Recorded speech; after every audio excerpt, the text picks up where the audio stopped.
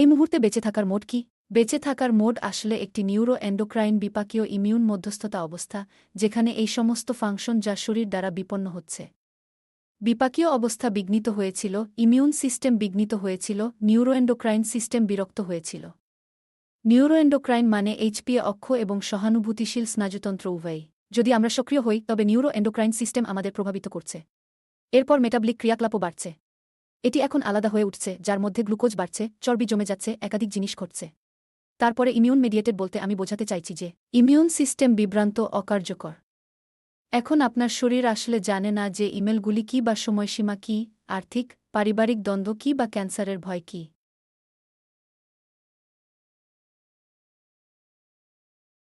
আমাদের শরীর এসব কিছু জানে না।